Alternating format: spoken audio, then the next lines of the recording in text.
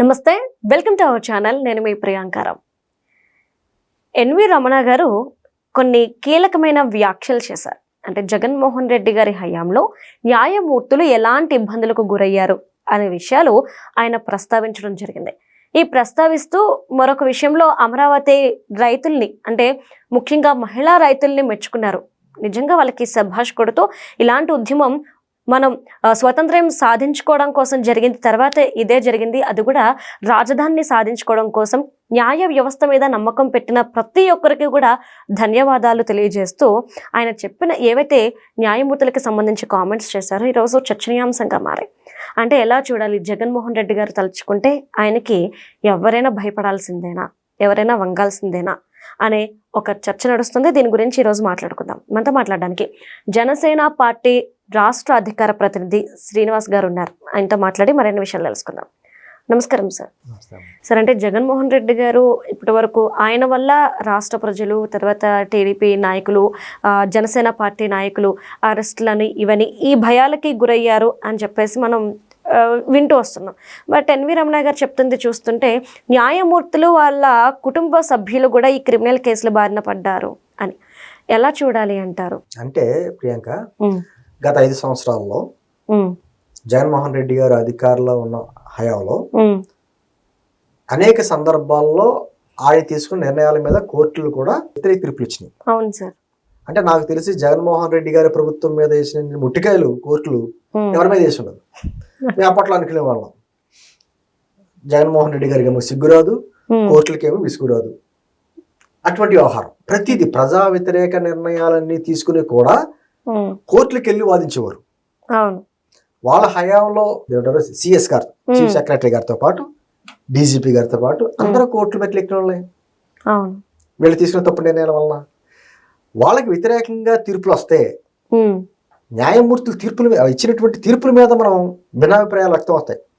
మంచనో చెడనో ఇలా చెప్పాడు ఏంటి అలా చెప్పినా మనం అనుకోవచ్చు. కానీ న్యాయమూర్తుల మీద కూడా వ్యక్తిగతంగా వాళ్ళ కులాలను అడ్డం పెట్టుకుని చాలా ఇబ్బందికరమైనటువంటి వ్యాఖ్యలు చేయడం జరిగింది. అవి కూడా కేసులు ఉన్నాయి వాళ్ళ మీద, ఆ పార్టీ కార్యకర్తల మీద. అప్పట్లో చీఫ్ జస్టిస్ గా రమణ గారు ఎన్నికైనప్పుడు రమణ గారి పేరు ఎప్పుడైతే బయటకు వచ్చిందో జగన్మోహన్ రెడ్డి గారు అంటే కోవాళ్ళు అప్పటి ఉన్నటువంటి సుప్రీంకోర్టుకి చీఫ్ జస్టిస్ కి లెటర్ రాశారు.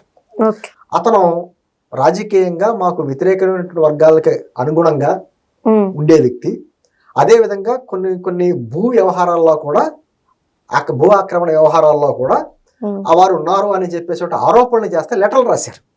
అది పెద్ద చర్చ అయింది అప్పుడు మాలాంటి వాళ్ళందరం కూడా టీవీలోకి వచ్చిన డిబేట్స్ లోకి వచ్చిన తర్వాత ఇది నిజంగా రాజ్యాంగం మీద దాడి, న్యాయ వ్యవస్థ మీద దాడి.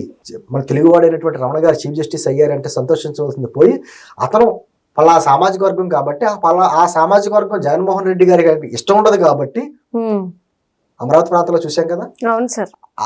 ఈ సామాజిక వర్గాలకు చెందినటువంటి రమణ గారి మీద ఇటువంటి ఆరోపణలు చేస్తున్నాడు, తప్పు అని చెప్పి అనేక రకాలుగా ఖండించాం. సరే, కట్ చేస్తే రమణ గారు చీఫ్ జస్టిస్ అయ్యారు, ఆయన ఆ పదవిలో ఉన్నారు. మేమంతా ఎటువంటి ఎక్స్పెక్ట్ చేసామంటే, సరే మన తెలుగువాడైనటువంటి రమణ గారు చీఫ్ జస్టిస్ అయ్యారు, చాలా న్యాయం జరుగుతుంది, ఇటువంటి అక్రమాలు చేసిన వాళ్ళు లేకపోతే ఆర్థిక నేరగాళ్ళు అంతా కూడా వాయిదాల మీద వాయిదాలు తీసుకుని సమాజంలో తిరుగుతున్నారు, రాజ్యాంగబద్ధమైనటువంటి పదవులన్నీ కూడా అనుభవిస్తున్నారు, వీళ్ళకి చెక్ పెడతారో రమణ గారు, అతని హయాంలో న్యాయం జరుగుద్దని ఆశించాం. ఏం జరిగింది? ఆయన చీఫ్ జస్టిస్ అయ్యారు, ఆయన హయాంలో తీసుకున్నటువంటి అద్భుత నిర్ణయాలు, అద్భుత తీర్పులు ఏమి లేవు. పైగా ఈ రోజున ఆయన వచ్చి, అంటే రిటైర్ అయిపోయారు కాబట్టి, ఆయన జగన్మోహన్ రెడ్డి గారి హయాంలో మా కుటుంబం చాలా ఇబ్బందులు పడ్డాం, మా మీద కక్షధోరణ చర్యలతో మాట్లాడారు, చేశారు అనేటువంటి వ్యాఖ్యలు చేస్తున్నారు కదా. అదే ఆ ముఖ్యమంత్రిగా జగన్మోహన్ రెడ్డి గారి హయాంలో ఉన్నప్పుడు చీఫ్ జస్టిస్ గా మీరు ఆంధ్రప్రదేశ్ వచ్చినప్పుడు మీకు స్వాగత సత్కారాలు పలికింది ఆ జగన్మోహన్ రెడ్డి. ఆయనతో పాటు సభల్లో కూర్చున్నదే మీరే. జగన్మోహన్ రెడ్డి గారి దంపతుల్ని రహస్యంగా పిలుచుకుని నోవటల హోటల్లోకి వచ్చి చర్చలు జరిపింది మీరే. మేమంతా గమనిస్తానే ఉన్నాం కదా, ప్రజలకు తెలియదు ఇవన్నీ. ఈ రోజు ఆరోపణలు చేస్తున్నారు. గతంలోని కూడా జగన్మోహన్ రెడ్డి గారి వ్యవహార శైలి మీకు తెలుసు. తెలిసిన వ్యక్తితో ఎలా సన్మానాలు చేయించుకున్నారు, తెలిసిన వ్యక్తులు మీరు రహస్యంగా హోటల్లో ఎలా కలిశారు, మీరు ఏ సంకేతం ఇచ్చారు, అప్పుడు ప్రజలు మీ మీద పెట్టుకున్నటువంటి నమ్మకాన్ని ఎలా చేయగలిగారు? అంతే కదా. ఇప్పుడు మన మన ప్రాంతాన్ని నుంచి ఎవరైనా అత్యున్నత స్థానంలోకి వెళ్తే ఓహో మన ప్రాంతానికి న్యాయం జరుగుద్ది, చాలా నిజాయితీ గల వ్యక్తి అతను, తన కెరీర్ అంతా కూడా అద్భుతంగా పోరాడిన వ్యక్తి, న్యాయం గురించి పోరాడిన వ్యక్తి అని చెప్పుకుంటాం కదా. మరి అటువంటి వ్యక్తి అవకాశం ఉన్నప్పుడు, ఆ పదవిలో ఉన్నప్పుడు ఎటువంటిది చేయకపోగా వివేకానంద రెడ్డి గారు హత్య జరిగింది కదా. జరిగింది సార్. ఏం జరిగింది అప్పుడు? ఈ రోజుకి ఏం జరిగింది? దోషులు ఎవరైనా శిక్షలు పడ్డాయా? ఈరోజు కోర్టుల మీద కోర్టులు, వాయిదాల మీద వాయిదాలు, మళ్ళీనేమో సిబిఐ, మళ్ళీ ఇంకొకసారి ఎంక్వైరీలు. జగన్మోహన్ రెడ్డి 2012 నుంచి బెయిల్ మీద తిరుగుతున్నాడు ఆయన. అతను కోర్టుకి ఇన్ని వాయిదాలు ఇచ్చింది. ఒక సామాన్యుడికి ఎవరన్నా ఈయన కోర్టు ఇన్ని వాయిదాలకు అవకాశం ఇస్తుందా? ప్రజల దగ్గర నుంచి ప్రశ్నలు. సరే, వాయిదాకి ఆ కోర్టు తీర్పు చదువుతాడు జడ్జి గారు, తీర్పు ఇచ్చే సమయానికి ఏమవుతుందో జడ్జి గారు ట్రాన్స్ఫర్ అయిపోవడమో, లేకపోతే జడ్జి గారు ఏమో రిటైర్మెంట్ అయిపోవడమో, లేకపోతే వేరే బెంచ్కి వెళ్ళిపోవడమో, ఇదే రొటీన్ అవుతుంది.